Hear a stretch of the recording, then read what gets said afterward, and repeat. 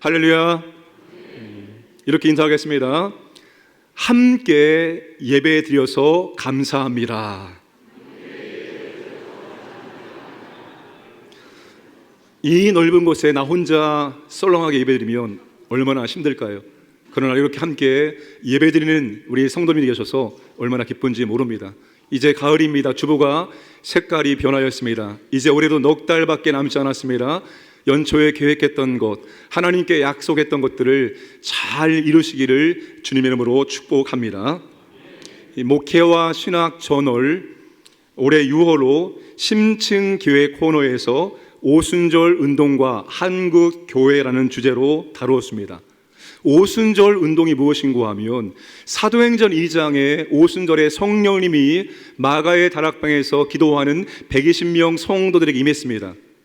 그렇게 함으로 말미암아서 신약의 교회가 시작되었고 그 120명의 성도 가운데는 12명의 사도가 있었습니다.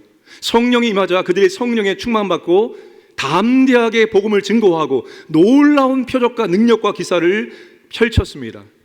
이 오순절 운동은 바로 그 성령의 은혜와 능력을 사모하면서 성령의 능력 중심으로 신앙생활과 사역과 선교를 감당하는 교파와 교단과 교회를 의미합니다.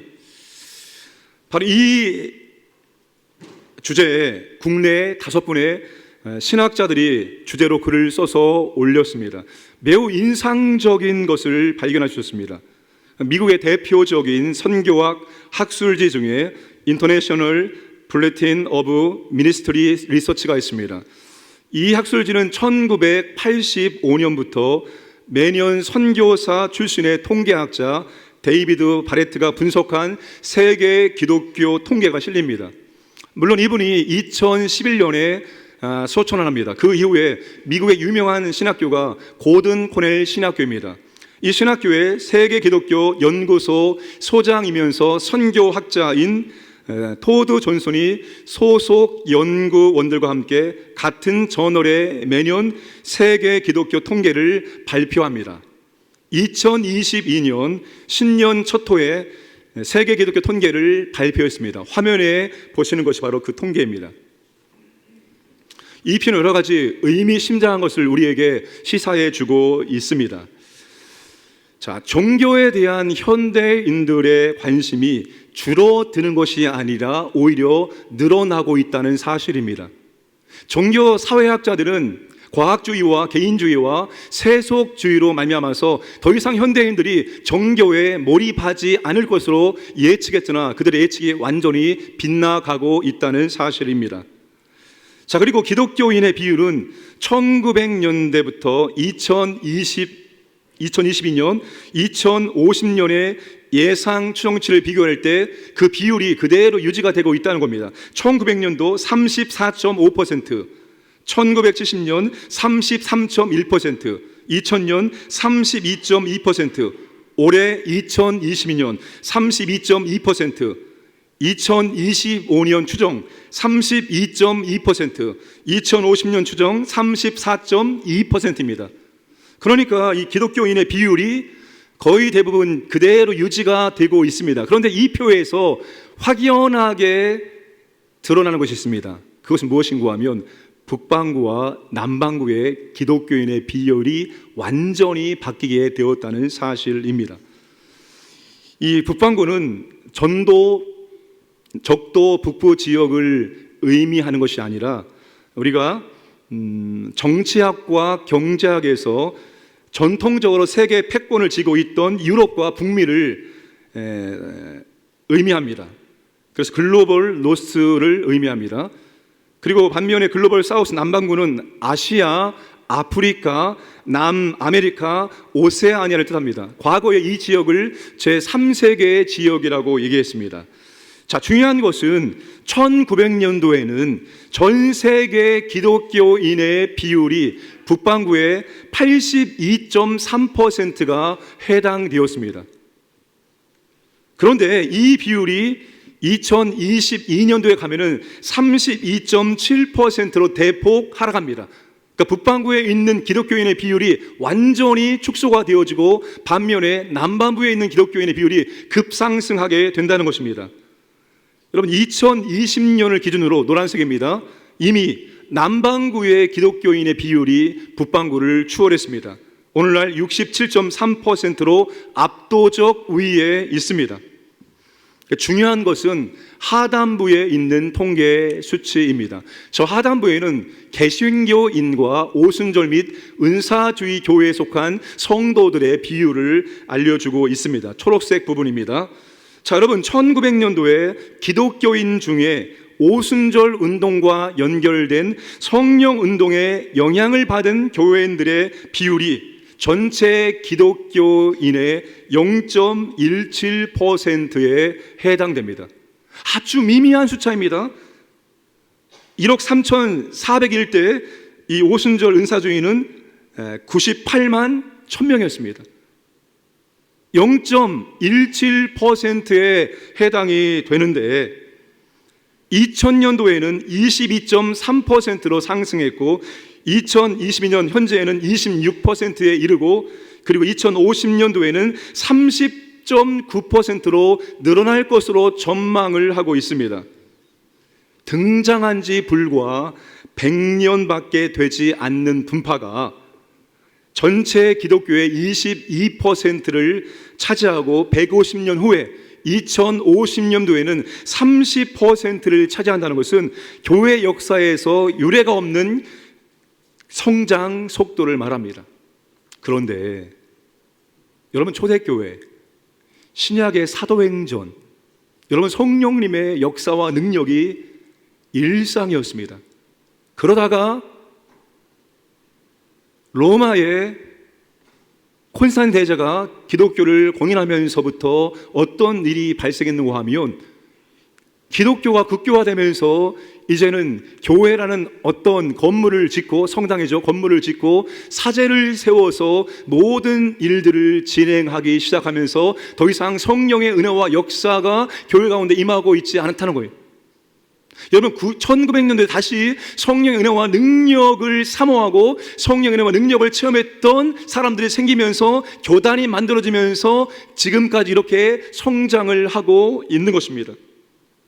이 오순절 운동이나 은사주의 운동은 모두 성령 하나님과 아주 깊은 관련이 있습니다. 물론 이 오순절 운동 혹은 성령 운동으로 말미암아서 잘못된 것들이 만들어지기도 했습니다. 왜냐하면 이 오순절 운동은 무엇을 강조하냐면 성령의 은혜와 은사와 능력을 강조합니다.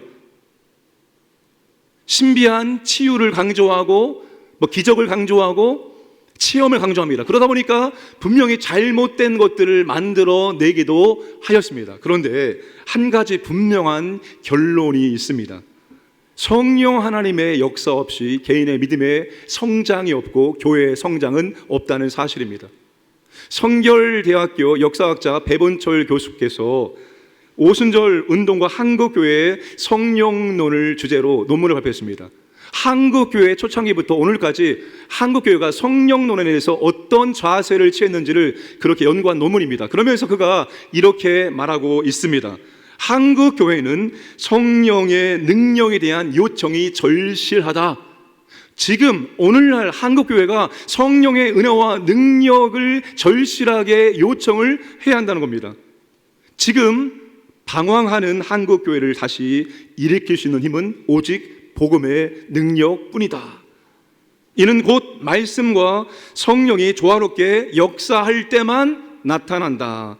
말씀 없는 성령 사역이 뿌리가 없듯이 성령의 능력 없는 말씀은 공허할 뿐이다 라고 얘기했습니다. 저는 이 말씀에 공감합니다. 경건의 모양은 있으나 경건의 능력이 없다라고 말합니다. 하나님의 말씀은 무성하나 우리가 그 말씀의 은혜와 능력을 경험하지 못하고 있다는 사실입니다. 오히려 그 말씀이, 그 너무나 많은 말씀이 우리의 심령을 몸이 건조하게 만들고 있고 공허하게 만들고 있다는 사실이에요. 그 하나님의 말씀의 은혜와 능력을 우리가 체험해야 되는데 말씀의 능력을 체험하지 못하고 있다는 것입니다. 다시 말하면 하나님의 말씀과 더불어서 말씀을 통해 역사하시는 성령의 은혜와 능력을 우리의 신앙생활과 우리의 교회생활 가운데 체험할 수 있어야 한다는 것입니다. 세상에서 가장 기쁘고 즐거운 일이 무엇일까요? 여러분, 이 세상에서 가장 기쁘고 즐거운 것은 교회생활이고 신앙생활입니다. 왜 그럴까요?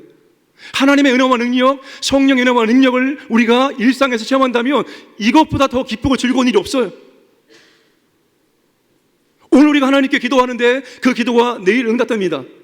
그럼 누구든지 기도를 사모하는 마음으로, 기대하는 마음으로 즐겁게 기도할 수 있어요. 여러분, 하나님의 말씀의 은혜와 능력을 우리가 체험한다면 그것만큼 기쁘고 즐거운 것이 없습니다. 오늘 우리는 말씀과 함께 역사하시는 성령의 은혜와 능력을 체험할 수 있어야 됩니다. 성경에 기록된 방법대로 성령의 충만함을 추구하고 성령님의 은혜와 능력으로 신앙생활과 교회생활을 해 나갈 수 있어야 합니다. 오늘은 성령 충만을 받는 마지막 시간이기 때문에 서론을 학문적으로 이렇습니다. 물론 에베소 이 본문으로 마지막 시간입니다. 다른 본문에도 보면 성령의 충만을 받는 방법이 여러 군데 나옵니다. 여러분, 성령님은 그 이름 자체가 거룩한 영입니다. 우리가 죄를 지으면서 성령의 충만함을 받을 수가 없어요. 죄를 지을 때마다 우리가 거룩한 성령께 회개할 때마다 성령의 역사를 체험할 수가 있습니다. 다른 본문에도 우리가 성령의 충만함을 받는 방법이 있지만 에베소 말씀으로 오늘이 마지막 시간입니다. 여러분, 첫 번째 성령의 충만을 받는 방법이 무엇이었습니까? 뭐였죠? 찬양이었습니다. 그런데 그 찬양을 입술로만 부르는 것이 아니라 우리의 영과 우리의 마음과 우리의 입술이 일치돼서 찬양 부를 때 그 찬양의 은혜와 권세와 능력이 우리 가운데 임하게 되는 거예요. 두 번째가 뭐죠? 감사했습니다. 범사에 항상 감사하라. 100가지 감사한 일이 있어도 우리는 한 가지 일 때문에 100가지 감사를 잃어버리는 경향이 있습니다. 그래서 우리의 관점을 완전히 감사의 관점으로 바꿀 때 우리는 그 감사 가운데 하나님을 발견하고 하나님께 찬양을 올려 드릴 수가 있습니다. 세 번째가 뭐였었죠? 말씀 묵상했습니다. 아무리 은혜로운 말씀을 많이 들어도, 아무리 새로운 말씀을 많이 들어도 그 말씀이 내 마음의 씨앗으로 심겨지지 아니하면 말씀의 은혜를 체험할 수가 없습니다. 한 단어라도, 한 문장이라도 그 말씀이 내 심령에 뿌려지고 그 말씀을 이제 묵상을 통해서 가꿔야 됩니다. 왜 하나님께서 내게 이 말씀을 들리게 하셨을까? 왜 하나님이 내 마음에 이 말씀이 들어오게 하셨을까? 뭘 원하실까? 우리가 깊이 생각을 해야 됩니다. 그리고 작은 소리로 읊조리고, 그리고 우리가 이 말씀대로 살기로 큰 소리로 믿음으로 선포해야 됩니다. 그러면서 우리가 말씀을 가꿈으로, 말씀에 순종함으로 우리가 말씀의 능력을 체험하고 성령 충만할 수 있습니다. 오늘 마지막 네 번째 방법이 무엇일까요? 무엇일까요? 순복입니다. 순복, 한자를 풀이하면 순순히 복종한다라는 뜻입니다. 구약과 신약의 장과 절을 숫자로 표기한 것은 후대에 만들어진 것입니다. 원본에도 없고 필사로도 없습니다. 물론 구약과 신약의 원본은 존재하지 않습니다. 그러나 이 세상에 존재하는 인간이 만든 이 문서 가운데에서 필사본이 가장 많이 현존하는 것이 바로 성경입니다. 수천 권의 필사본들이 각지에 존재하고 있습니다. 하나님께서 이 말씀이 보존되도록 하기 위해서 그렇게 많은 필사본을 인간이 기록할 수 있도록 역사하신 것입니다. 셰익스피어 햄릿이라는 위대한 작품도 200년, 300년 됐지만 그 작품의 원본과 필사본이 거의 없습니다. 오직 성경만 이렇게 필사본이 넘쳐나 들어있습니다. 그 원본에도 필사본에도 장절 구분이 없습니다. 후대에 우리가 성경을 더 간편하게 빨리 찾기 위해서 후대의 숫자를 표기를 한 것입니다. 소제목도 마찬가지입니다. 구약은 14세기에 라틴어역 불가타가 받아들임으로써 정착되기 시작했고, 신약은 파리의 유명한 인쇄업자였었던 스테파누스의 그리스어 신약에서 처음 장절이 구분이 시작이 되었습니다. 왜 이런 말씀을 드리는가 하면 오늘 읽은 5장 21절 말씀은 이 문맥의 흐름상 위에 단락에 들어갈 수도 있고 아래 단락에 들어갈 수 있습니다. 그래서 어떤 번역은 21절 말씀은 22절부터 시작되는 단락의 첫 번째 문장으로 구분해 놓기도 하였습니다. 21절은 위의 문맥과 아래 문맥을 연결시키는 고리 역할을 감당합니다. 그래서 21절이 이런 문맥적 위치에 있기 때문에 우리가 이 말씀을 언어적으로 그리고 문맥적으로 해석을 해야 하는 것입니다. 우리 21절 말씀을 다시 한번 읽겠습니다. 시작. 복종하라. 헬러 동사 원형은 휘포타소입니다. 합성어입니다. 휘포. 전치사로 뭐뭐에 의하여 뭐뭐 아래라는 뜻입니다. 타소는 순서 있게 정렬하다 그리고 배열하다라는 뜻입니다. 이 두 단어가 합쳐져서 우리말로 복종하다라고 번역을 했습니다. 영어 역본은 이 단어를 세 가지 단어 가운데 하나로 번역을 했습니다. Subjecting, be ruled, submitting. 이 단어가 신약에 38번이 사용됩니다. 근데 여러분, 하나님께서 우리에게 이 복음의 말씀을 아주 자세하게 알게 하기 위해서 신약 성경은 헬라어, 그리스어로 번역을 기록을 하게 했습니다. 여러분, 이 헬라어, 이 그리스어만큼 문법이 아주 다양한 게 없습니다. 그 대신 여러분, 구약의 히브리어는 문법이 가장 단순합니다. 그만큼 그 말씀 자체를 묵상하기 좋은 언어로 하나님께서 기록해 주신 거예요. 근데 이 복종하는 단어가 수동태인데, 보통 영어는 능동태와 수동태인데 헬라어는 여기에 중간에 중간태가 들어가 있습니다. 이 중간태는 자신의 행동이 자신에게 영향을 미치는 거예요. 물론 다 그렇지만 타인의 심정보다 개인에게 초점이 맞추어져 있습니다. 그래서 개인적인 사연에서 이 능동태로 해석이 되기도 합니다. 물론 이 단어는 문맥에 의해서 해석이 되는 경우가 훨씬 더 많이 있습니다. 이 복종하라 수동태로서 복종하다, 뭐뭐에 아래 놓이다 라고 번역을 할 수가 있습니다. 그러니까 이 피차 복종하라는 이 단어의 의미가 말 그대로 우리가 서로 복종을 해야 한다는 것을 의미합니다. 나를 다른 사람보다 아래에 놓고 다른 사람의 순서를 인정해 주는 거예요. 태어난 순서를 인정해주고, 그리고 신앙생활의 순서를 인정해주고, 또한 직분의 순서를 우리가 인정해주면서 다른 사람들의 말을 잘 들으면서 순종한다, 이런 의미가 바로 이 단어 안에 들어있는 것입니다. 내가 사회적으로 지위가 높고 내가 더 많이 배웠으며 또 더 나은 것 같은데 꼭 그렇게 해야 됩니까? 꼭 그렇게 해야만 합니다. 이유는, 근거는 그리스도를 경외함으로입니다.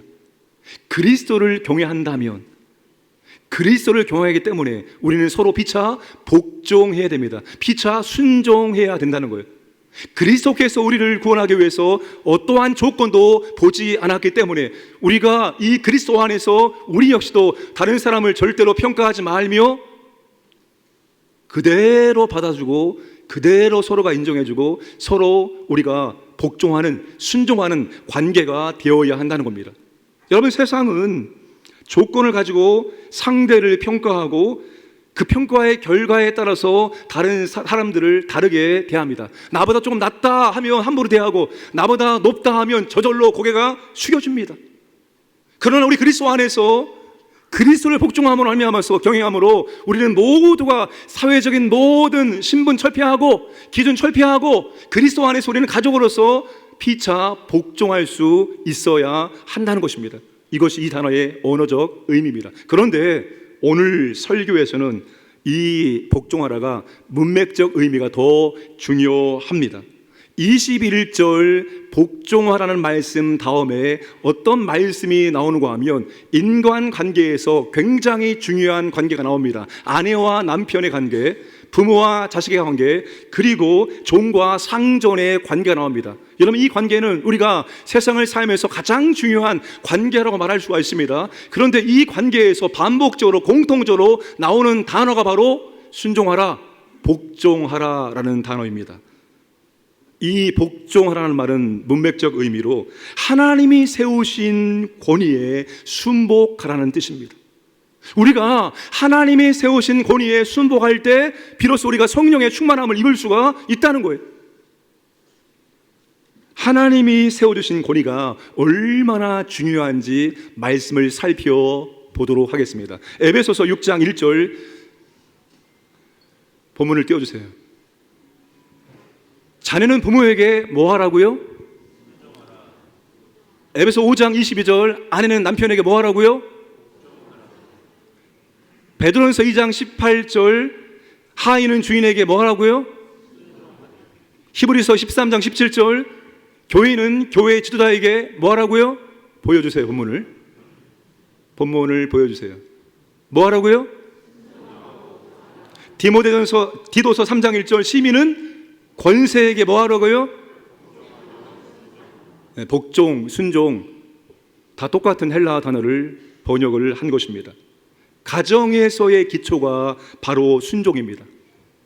아내는 자신의 머리 된 남편의 권위에 순종해야 합니다. 남편은 자신의 머리 된 그리스도에게 순종을 해야 됩니다. 자녀는 자신의 머리가 된 부모에게 순종해야 됩니다. 그럴 때만이 그 가정이 유지가 될 수가 있습니다.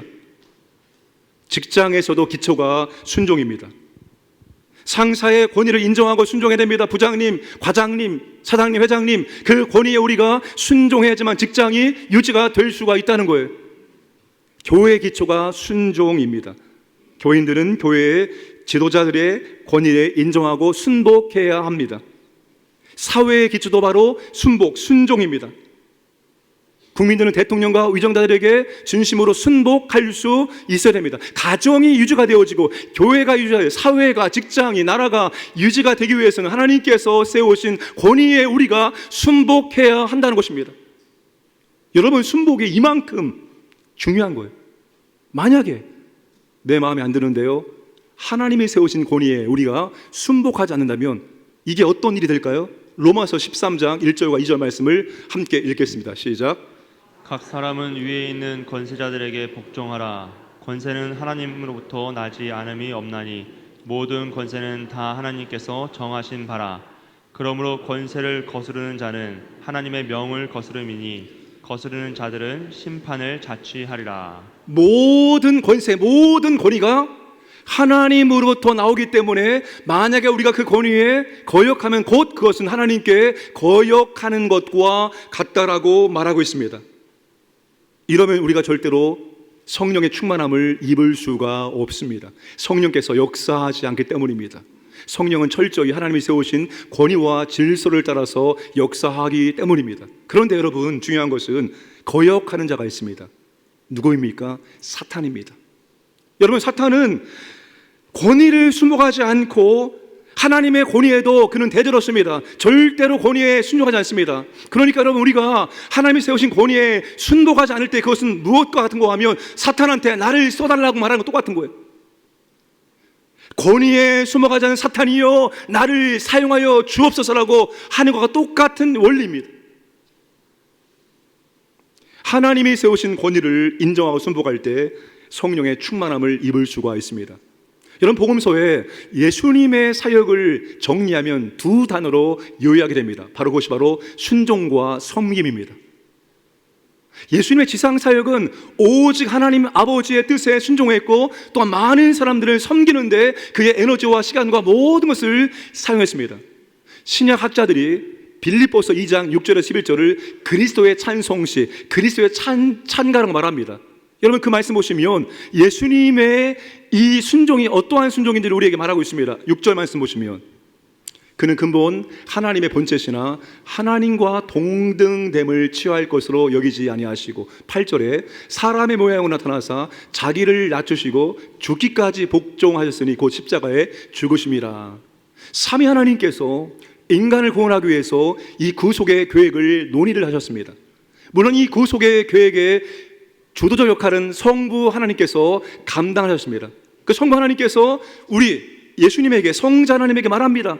인간의 죄를 구속하기 위해서, 인간의 죄를 갚기 위해서 우리 성자 예수께서 세상에 가서 사람으로 태어나서 십자가에서 죽기까지 감당하라 라고 말합니다.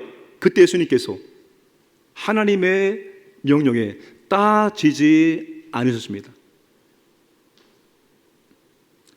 나도 하나님인데 나와 당신의 존재와 영광과 능력이 동일한데 왜 내가 가야 됩니까? 왜 내가 사람이 됩니까? 내가 왜 십자가에서 그렇게 고통스럽게 죽어야 됩니까? 주님이 그렇게 말씀하지 않았습니다. 예, 알겠습니다. 그리고 주님께서 이 땅에 사람으로 오셨고 예수님께서 십자가에서 살이 찢겨나가고 피를 흘리심으로 모든 인간의 죄를 다 갚아주셨어요. 그 예수님은 하나님의 권위에 순종하고 그 예수님은 완전한 삶을 사신 거예요. 주님이 완전한 삶을 사셨다는 것은 하나님의 권위를 인정하고 온전히 하나님의 뜻에 순종하는 삶을 사셨다는 거예요. 이게 하나님께서 오늘 우리에게 원하는 삶이에요. 오직 하나님의 뜻에 순종하는 삶. 그런데 우리가 못 살아요. 그래서 예수님께서 대신 살아주셨고 그 주님을 우리가 영접하면 하나님께서 우리를 의롭다고 완전한 삶을 산 것으로 인정해 주시는 거예요. 주님은 철저히 하나님의 권위에 순종하는 삶을 살았습니다. 여러분, 구약에서 가장 예수님을 많이 닮은 사람이 누구일까요? 누구일까요? 다윗의 자손 예수요, 다윗입니다. 예수님의 길을 따라갔던 사람이 바로 다윗입니다. 이 다윗은 하나님이 세우신 권위에 철저하게 복종했던 사람입니다.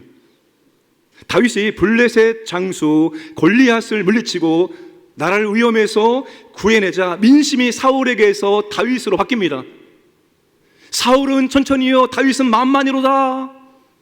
그 소리를 듣자 사울이 시기와 질투가 올라오면서 다윗이 미워졌습니다. 어느 정도로 죽일 정도로 미웠습니다. 그래서 전국에 다윗 수배령을 내리고 수천만의 군대를 이끌고 다윗을 죽이기 위해서 다윗을 추격하기 시작했습니다. 다윗이 하루아침에 도망자 신사가 되었습니다. 언제 죽을지 모르는 위험한 상황을 피하기 위해서 유다에 머물지 못하고 다른 나라로 가기도 했습니다. 그런데 사울을 죽일 수 있는 아주 절호의 기회가 오게 되었습니다. 다윗과 그의 부하들이 광야 엔게디 동굴 안에 숨어 있었을 때 바로 사울왕이 용변을 보기 위해서 그 동굴로 걸어 들어온 거예요. 원수를 죽일 수 있는 절호의 기회가 눈앞에 오게 되었습니다. 그때 다윗 옆에 있었던 부하들이 다윗을 거듭니다. 이 절호의 기회, 하나님이 주신 기회다, 막 이렇게 말합니다. 사무엘상 24장 4절 함께 읽겠습니다. 다윗의 사람들이 이르되 보소서, 여호와께서 당신에게 이르시기를 내가 원수를 내 손에 넘기리니 내 생각에 좋은 대로 그에게 행하라 하시더니 이것이 그날이니이다 하니. 다윗의 부하들이 다윗에게 말합니다. 하나님께서 지금 당신의 원수를 죽일 수 있는 기회를 주었습니다. 바로 오늘입니다. 바로 지금입니다. 만약에 우리가 나도 그렇게 생각하고 있는데 주변에 다른 사람이 내가 생각하고 있는 것을 말하면 이건 100% 하나님의 뜻이죠. 하나님의 음성이죠. 그런데 다윗이 어떻게 합니까? 사무엘상 24장 6절 함께 읽겠습니다. 자기 사람들에게 이르되 내가 손을 들어 여호와의 기름 부음 받은 내 주를 치는 것은 여호와께서 금하시는 것이니 그는 여호와의 기름 부음을 받은 자가 됨이니라 하고. 다윗이 사울에게 잘못한 것이 무엇입니까? 사울의 충성을 다했습니다. 죽일 이유가 없는데 사울은 그 시기와 질투 때문에 다윗을 죽이려고 그렇게 혈안대 쫓아냈습니다. 그런데 다윗은 여호와께서 기름 부으신 왕이다, 여호와께서 금하신다, 나는 절대로 사울을 해할 수 없다라고 부하들의 말을 잘라냅니다. 그리고 이후에도 여러 번 다윗은 사울을 죽일 수 있는 기회를 받았지만 그때마다 여호와께서 기름 부어 세운 왕, 내가 함부로 할 수 없다라고 그렇게 말합니다. 다윗은 하나님이 세운 권위에 철저히 순복했던 사람입니다. 그래서 다윗이 하나님의 마음에 합한 사람이에요. 그래서 다윗이 하나님 마음에 드는 거예요. 하나님의 말씀이라면, 하나님의 권위, 주신 권위라면 철저히 그 권위에 순복할 수 아는 사람이었기 때문입니다. 술 취하지 말라 이는 방탕한 것이니 18절에 이 방탕이라는 단어 아소티아, 거칠고 무질서한 생활, 무절제, 낭비를 의미하는 단어입니다. 하나님이 세우신 질서를 무너뜨리고 질서 없이 사는 삶이 바로 저 방탕의 삶입니다. 여러분, 성령 충만하면 우리는 하나님이 세우신 권위에 기쁜 마음으로 순복할 수 있습니다.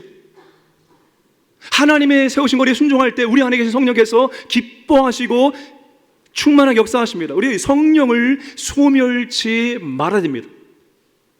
우리가 하나님의 뜻과 다르게 행동하면, 하나님의 뜻을 거부하면 우리 안에 계신 성령께서 소멸합니다. 무슨 말인고 하면 성령께서 역사하지 않는다는 거예요. 그런데 우리가 하나님의 뜻에 순종하려고 하고 하나님의 뜻에 세우신 권위에 순복하려고 하면 우리 안에 계신 성령께서 기뻐하시고 역사하신다는 사실입니다. 하나님이 세우신 권위에 순복할 때 우리가 성령의 충만함을 입을 수가 있습니다.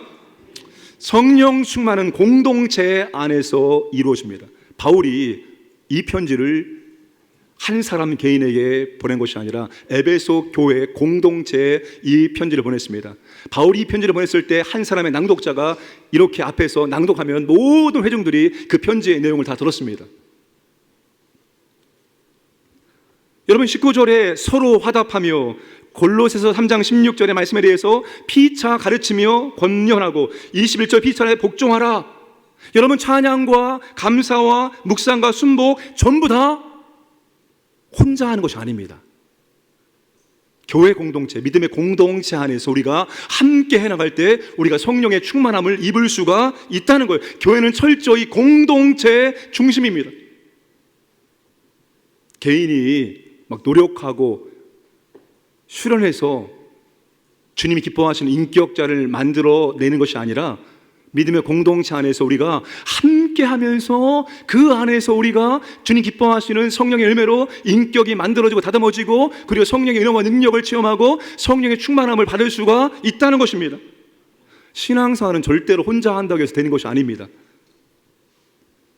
찬양이 잘 안 되십니까? 기도가 잘 안 되세요? 방법이 있어요. 뜨겁게 찬양을 부르고 뜨겁게 기도하는 곳에 들어가면 나도 뜨겁게 찬양 부르고 뜨겁게 기도할 수 있습니다. 제가 지난주 2박 3일 기도원을 갔다 왔습니다. 너무 좋았어요. 제 기대 이상이었어요.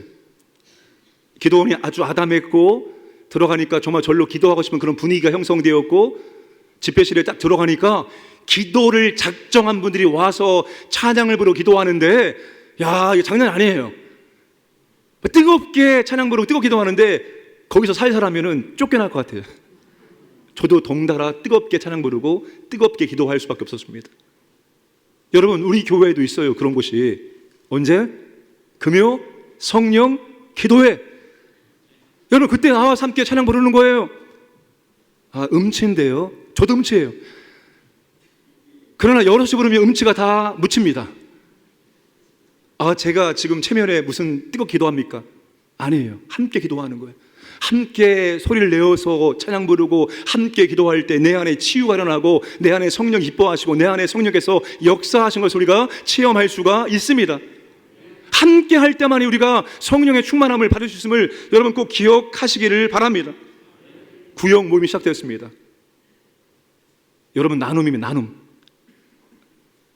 올리브 브레싱. 여러분, 자녀 얼마나 중요합니까? 이 자녀들 하나님의 은혜 받아야 돼갑니다. 자녀에게 있었던 감사를 나누고 기도 제목을 나눠서 함께 뜨겁게 기도하고 축복 기도해주고, 말씀을 나누고 감사를 나누고 기도 제목을 나누고 전도 대상도 나누고, 여러분, 우리가 그 안에서 함께 나누면서 우리에게 기쁨과 감사가 채워지고 기도 응답이 있고 하나님의 임재와 능력을 체험하고 우리가 성령의 충만함을 입을 수가 있어요. 그러나 혼자 있으면 절대로 성령의 충만함을 입을 수 없습니다. 오히려 삼킬 자를 두루 찾아다니는 사탄의 마귀의 밥이 될 수 있어요. 그래서 우리는 공동체 안에서 함께해 나가야 되는 것입니다. 성령 충만의 비결은 성령 충만함을 받는 방법을 단순 반복 지속하는 거예요. 몇 번 했다고 해서 갑자기 성령 충만함으로 변화되는 것이 아닙니다. 아무런 현상이, 아무런 변화가 없을지라도 우리가 찬양과 감사와 묵상과 순복을 단순 반복 지속하는 거예요. 그러면 여러분, 어느 날 성령의 은혜가 임합니다. 물론 갑자기 임할 수도 있지만 서서히 더 우리가 성령의 충만함을 입을 수가 있습니다. 모죽이라는 대나무 이야기가 있습니다.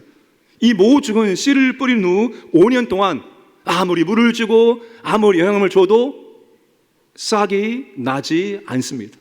그런데 5년이 지나면 아주 손톱 많은 죽순이 올라오는데, 죽순이 올라오는 순간부터 이제 무서운 속도로 성장하기 시작합니다. 하루에 70에서 80cm 성장하고, 그리고 1년 동안, 한 해 동안 무려 30m로까지 자라게 됩니다.